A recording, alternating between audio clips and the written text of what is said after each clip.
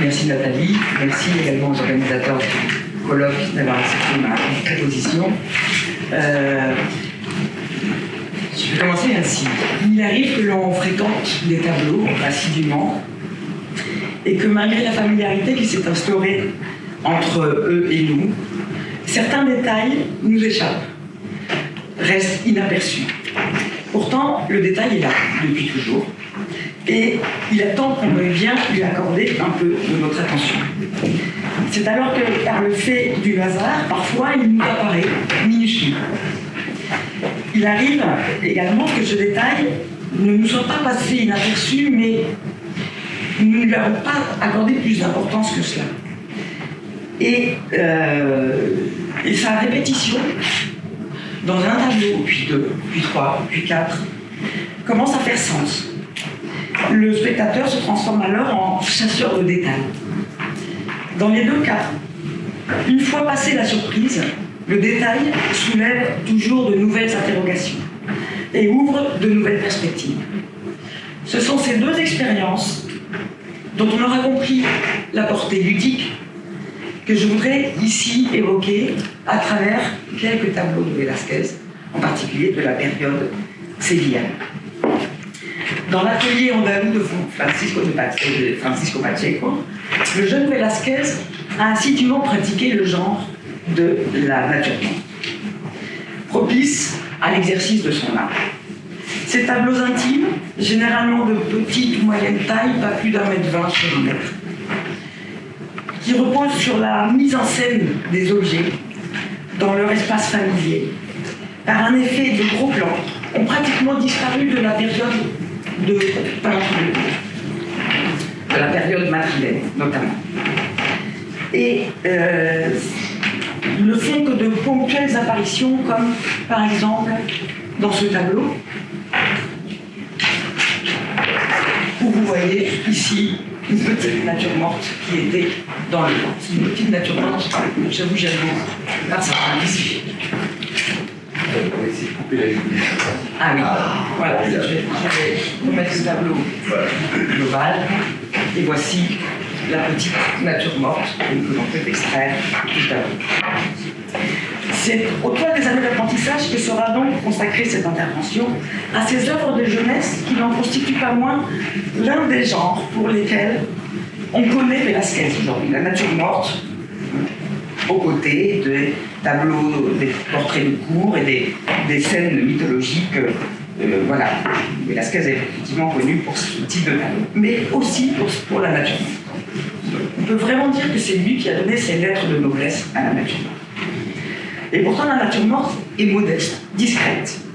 Et chez Velázquez, elle est essentiellement constituée de pots, de mortiers, de marmites, d'assiettes, de cruches en terre, un matériau humble. D'ustensiles qui, habituellement, passent inaperçus, qu'on voit mais qu'on ne regarde pas. Et parce qu'ils sont purement utilitaires. Ces natures mortes ne constituent jamais un tableau autonome, mais accompagnent toujours des scènes de genre, comme par exemple ici, dans le Marchand de Séville, ou dans ce tableau que nous allons travailler un peu tout à l'heure. Alors je ne citerai pas toutes les natures mortes de Velázquez, mais par exemple si on regarde le repas Emmaüs, on voit que la nature morte se trouve en bas du tableau. Dans 3 hommes à table, là également, la nature morte se trouve en bas du tableau et vous observez qu'elle est sous la lumière.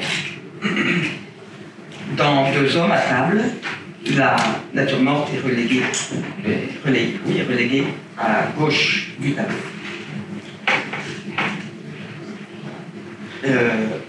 Ici, le repas de paysan, la nature morte est également en bas du tableau.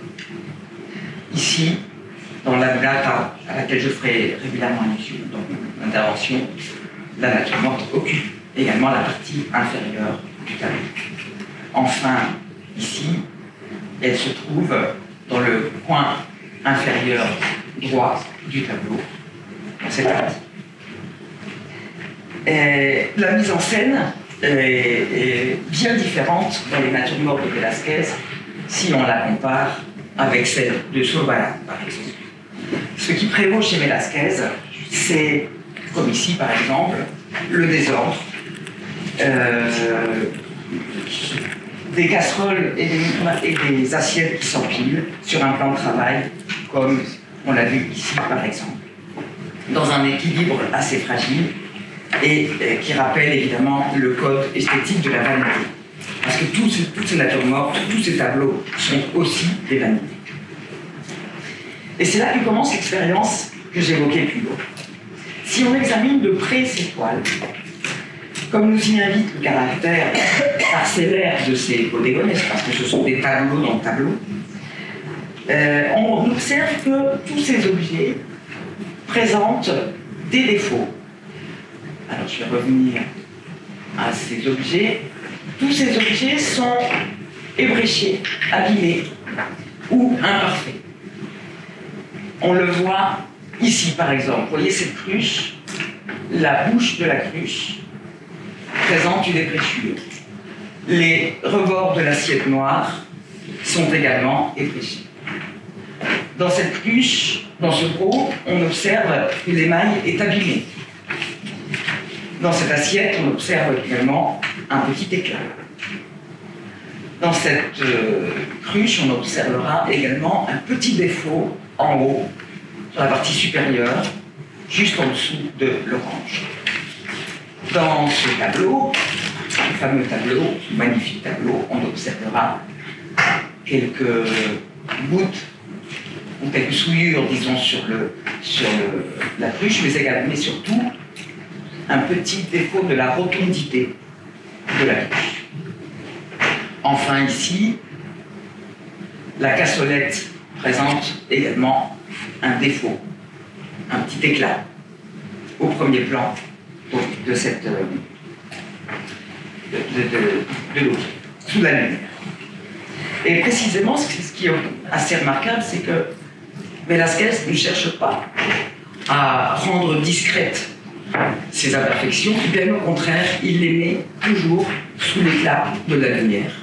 En fait, il les place de sorte que nous les voyons. Mais nous, enfin, je ne sais pas vous, mais moi j'ai mis du temps à les voir, ces défauts. Et je ne les ai vus que quand on y prêtant effectivement une attention vraiment en y concentrant. Ici, par exemple, c'est pareil, vous avez un défaut au fond de l'assiette. Et tout ceci est bien au fond de la lumière, toujours soit par jeu de contraste, soit par jeu de lumière. En vérité, comme dans cette cruche, par exemple, tout à l'heure, ce défaut est bien au premier plan, il n'est pas placé il aurait pu placer le défaut derrière, non, il le met au premier plan, sous les yeux du spectateur. Et donc, il s'agit finalement d'essayer de trouver, d'essayer d'expliquer ces imperfections, qui sont trop récurrents pour être le fruit du hasard.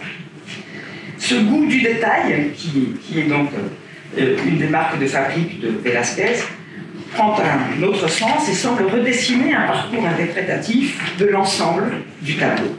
Alors à ce stade, je me contenterai d'émettre quelques hypothèses, en proposant ici plusieurs pistes, sans être tout à fait certaine de pouvoir trancher parmi elles. Et je m'appuierai particulièrement, mais pas exclusivement, sur le marchand et la vieille femme de l'Empire des Eaux.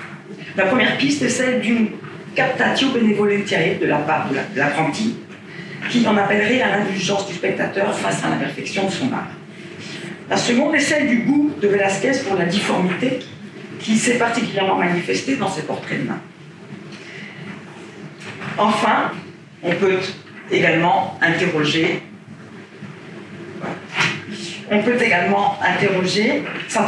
sur une troisième hypothèse. Est-ce qu'il n'y a pas là le désir de montrer des objets ayant une histoire, un passif, qui serait ainsi traduit au moyen d'un détail? Ces hypothèses ne constituent qu'un cheminement, tel celui qu'aura exercé notre regard, au terme duquel nous serons en mesure de dégager la leçon de peinture que le jeune Velázquez développe silencieusement. Passons à la première hypothèse. On a sans doute une connaissance partielle des œuvres de Velázquez, produites dans l'atelier de Pacheco, car, et cela n'a rien d'exceptionnel, il en a détruit une bonne partie. Celles qui nous sont parvenues n'ont pas toujours été signées, ni toujours datées, mais ces informations figurent sur les œuvres religieuses de l'apprenti, les quelques œuvres religieuses, mais plus rarement sur les natures mortes, signe qu'il ne les voyait peut-être pas, qu'il ne les voyait que comme des exercices d'apprentissage. Les motifs sont assez semblables, les objets représentés, par exemple, passent d'un tableau à un autre. Le même vers apparaît ici dans 3 hommes à table et dans le repas de paysan. Le gros de la mulata apparaît également dans la vieille faisant cuire des œufs. Preuve que l'apprenti utilise des ustensiles de son propre environnement. Il en va de même des personnages représentés dont on sait qu'ils font partie de l'entourage de Velázquez. S'il a conservé les œuvres qui nous occupent, en revanche, c'est peut-être qu'il sentait qu'elle traduisait une étape plus assurée de son apprentissage. Le marchand d'eau, dont la cruche arbore ce défaut de rotondité, fut donné par le peintre à Juan de Fonseca, qui fut son protecteur durant le premier voyage à la cour. Ce tableau devait servir de carte de visite du Sévillan dans la capitale.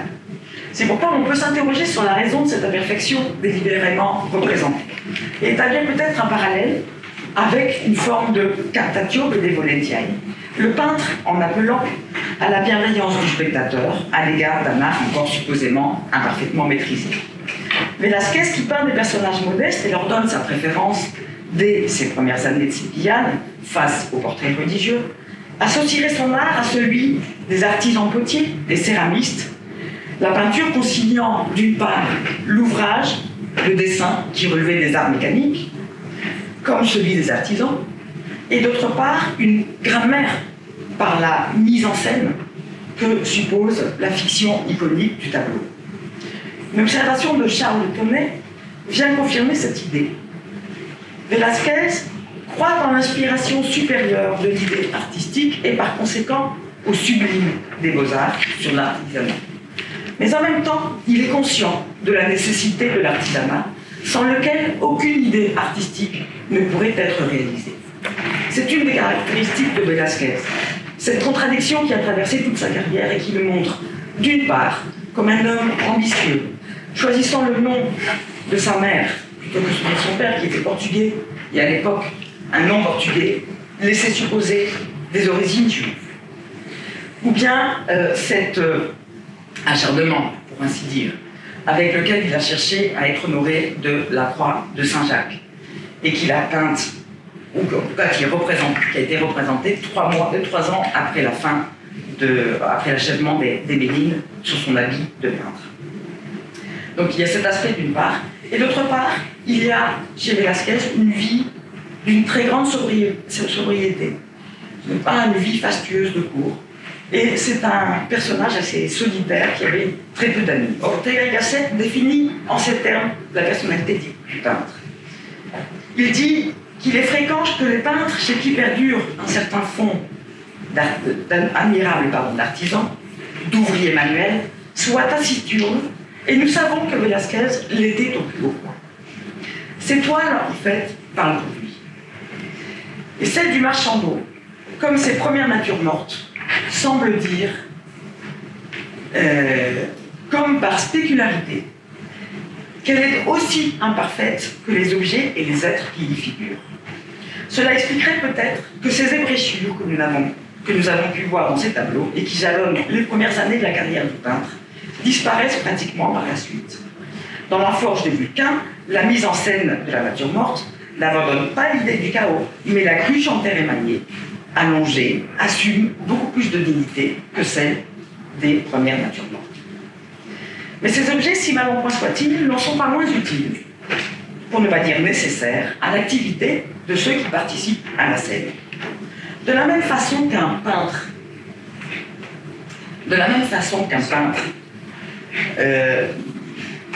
se représente un pinceau à la main, qui en constitue l'emblème, Velázquez met l'accent sur les outils de travail dont se servent ces personnages pour traduire leurs conditions.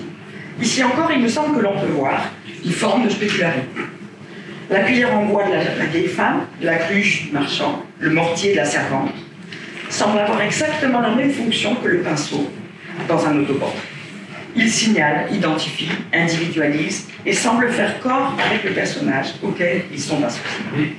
Observons la main sur le mortier dans le Christ chez Marthe et Marie, les doigts sur la cuillère en bois dans la vieille femme, et la main gauche du marchand qui s'apprête donc à soulever la cruche.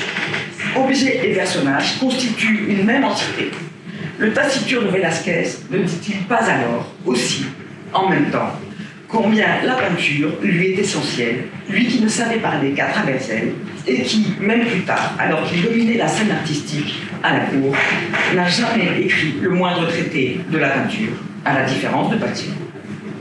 Ainsi, le détail du défaut de fabrication de la cruche, placé sous les yeux du spectateur, pourrait-il agir par effet miroir et tel un pur artifice rhétorique, comme une forme de sollicitation de la bienveillance du spectateur à l'égard de l'imperfection de l'œuvre dans laquelle elle vit. Mais une telle hypothèse ne saurait épuiser la richesse du tableau. Deuxième hypothèse, donc, la question de la difformité. Les détails qui constituent ces ébrechures et ces défauts de fabrication sont autant de menus indices dispersés sur la toile et qui pourraient n'être qu'anecdotiques. Cependant, nous allons voir qu'ils contribuent à générer une familiarité du spectateur avec la scène et par là posent une question esthétique présente dans l'ensemble de la production de l'œuvre chez Velázquez. Dès ses premiers tableaux connus, le Sévillan assume une conception personnelle de la peinture reposant sur le principe du renversement. Cette seconde hypothèse découle en fait de la précédente. Le goût de Velázquez pour les êtres hors normes, pour la difformité, traverse l'ensemble de son œuvre. Autant la figure de la vieille femme que le marchand appartiennent à la catégorie des anti-héros.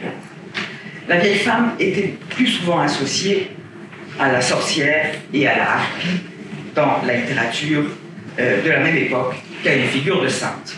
De même, le marchand d'eau qui pratiquait un métier ambulant avait, comme tous les métiers de rue, très mauvaise réputation. Pensons à la figure du bourreau, au passage, incarné par l'oncle de Pavlos, le personnage picaresque de Quevedo, qui trouve à se loger chez un marchand d'eau qui vivait dans l'un des quartiers les plus infréquentables de la ville, indice de sa marginalisation. Nous sommes loin de la sensualité avec laquelle Murillo peignait ses mendiants. Cette femme, comme le porteur d'eau, sont aux antipodes des canons de la beauté et de l'honneur. Jean-Michel Mandibourg, dans un très bel article sur les nains et les bouffons, dont les portraits ne représentent pas moins d'un dixième de sa production, soulignait combien Velázquez partageait une secrète solidarité avec ceux que l'on désignait comme la vermine du palais. Cette sympathie s'est manifestée très tôt, dès les premiers tableaux de l'apprenti. Les paysans, les vieillards, les ivrognes, les cocus, les exclus habitent les tableaux du Sévillan sur l'ensemble de sa production et sont, par définition, une antithèse du monde, tout comme les ustensiles de cuisine, pleins de salissures, les pots et les assiettes épréchées, les cruches à l'imparfaite rotondité, auxquelles Velázquez confère pourtant un premier rôle. Encore un effet de spéculation. C'est toute la question du réalisme qui sous-tend la peinture du Sévillan, qui, comme le souligne Ortega y Gasset, repose sur le choix des objets représentés. Il n'est rien qui ne fasse partie de notre environnement familier et ne choisit, mais le décor n'en demeure pas moins épuré. Velázquez sélectionne et ne choisit que ce qui finalement nous est familier. D'où le choix de cet objet qui pourrait faire partie de notre propre espace. Encore aujourd'hui, n'avons-nous pas tous des assiettes épréchées dans nos placards? Les tasses dignes de Zurbarán nous laissent à distance. Les cruches imparfaites et sales de Velázquez, les assiettes empilées, les brocs épréchés nous touchent tout autant que les personnages charitables qui les entourent. Mais le plus remarquable est la façon dont le peintre les isole pour leur conférer un statut iconique au même titre que les personnages dont ils sont entourés. En cela, on peut affirmer qu'il est peut-être le premier peintre moderne, au même titre que Cervantes. Ce n'est pas du chauvinisme, là, c'est de l'hispanisme. Au même titre que Cervantes fut le premier romancier moderne, tant il a anticipé les réflexions du XXe siècle sur la mimésis. Aussi, ces pots cassés participent-ils à la réflexion esthétique de Velázquez? Ortega y Gasset montre comment le naturalisme de Velázquez consiste à ne pas vouloir que les choses soient plus que ce qu'elles sont. Il déteste que l'homme s'efforce de simuler une perfection que les choses n'ont pas. Si l'on admet que les œuvres sévillanes sont moins des scènes de genre auxquelles seraient associées des natures mortes que des natures mortes auxquelles seraient associées des scènes de genre, alors on comprend le sens des imperfections qui caractérisent ces ustensiles qui sont aussi des anti-héros en tant que tels, et en tant que tels traduisent la pensée esthétique de Velázquez. En transférant ces objets tirés de la réalité la plus triviale dans une fiction iconique, le peintre réaffirme combien la beauté de ces ustensiles ne dépend guère d'un code esthétique idéalisant, mais, comme le dit Ortega y Gasset, de la grâce qui leur est propre, de leur spéculaire humanité, nous permettons-nous d'ajouter, c'est-à-dire de l'imperfection qui est en fait l'essence et qui est aussi la nôtre. Peindre la difformité d'un bouffon, c'est obliger le spectateur à dépasser sa propre émotion. Peindre des ustensiles abîmés ou imparfaits signifie inverser les codes du beau et amener le spectateur à dépasser les apparences. Voilà un propos bien baroque. Jamais il n'y a la moindre affectation ni explosion sensuelle. Bien au contraire, Velázquez, qui n'a jamais réalisé de tableau religieux dans sa période courtisane, pousse le réalisme à l'extrême. Au demeurant, même les tableaux mythologiques illustrent cette idée, que ce soit les ivrognes et ses modèles populaires, la forge de Vulcain, les fileuses, où le travail manuel est au premier plan. Tous, finalement, tous reposent sur un prosaïsme qui nous est familier. Les tout aussi prosaïques pots cassés des natures mortes disent, dès le début de la production du Sévillan, la conception du réalisme qui lui est propre, brute, sans fioriture, et surtout sans la moindre idéalisation.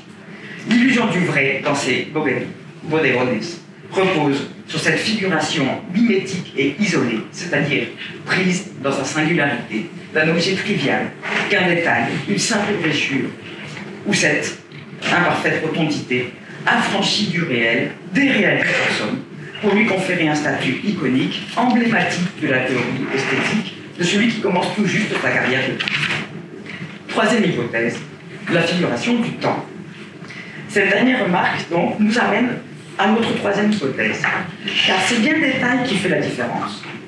On l'a vu, le souci du détail, c'est de la figuration mimétique de ces pots cassés, conduit à affirmer le refus de toute idéalisation chez Velázquez. Or, ce sont justement ces ébréchures, ces brisures et ces difformités qui permettent de saisir le statut iconique de ces objets et d'interroger la façon dont Velázquez conçoit la composition picturale. Le réalisme mimétique et la mise en scène confèrent une singularité aux ustensiles. Ils ont beaucoup servi, les voilà donc abîmés pour avoir été si souvent employés. Ces instruments ont manifestement connu une série d'accidents, des assiettes entrechoquées, de l'huile qui a coulé le long du trot, etc. Ces accidents qui sont autant de préalables. Par la diversité des effets de ces chocs et de ces coulures, on peut déduire que chacun d'eux a sa propre histoire, bien prosaïque. Voilà qui contribue encore à les individualiser. Ils sont une fois de plus à l'image des travailleurs qui les accompagnent. À nouveau, le travail, à l'instar de celui d'artisan, est mis en scène, non en acte, mais à travers les conséquences de ces accidents.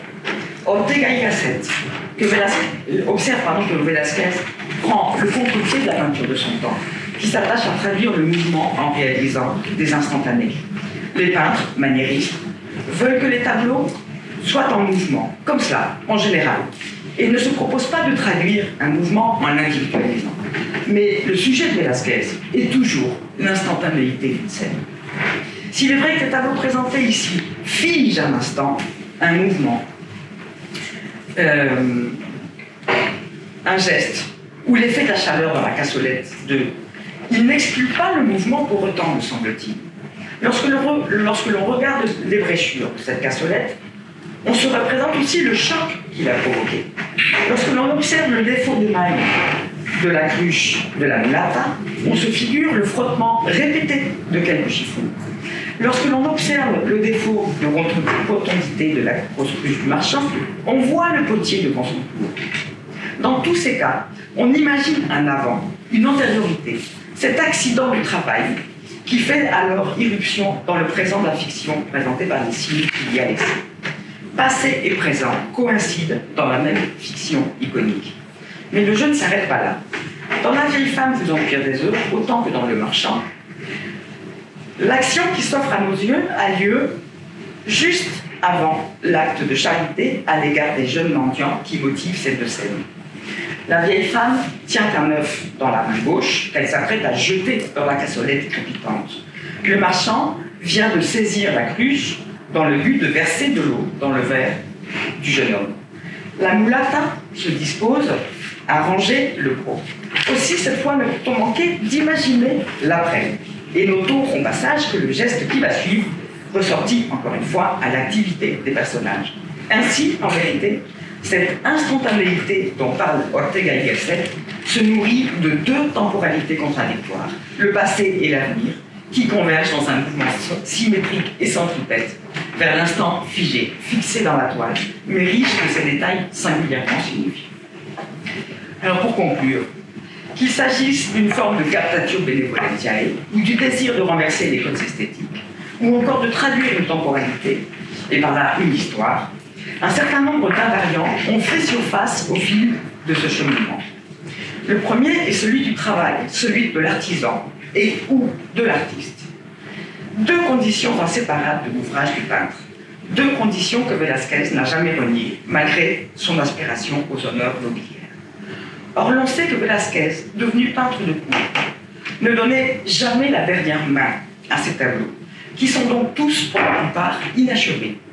Curieusement, si l'on pense que le vocable « imperfection » signifie aussi bien défaut qu'inachèvement, s'établit une autre spécularité. Les toiles du maître, même imparfaites, n'en sont pas moins des chefs-d'œuvre.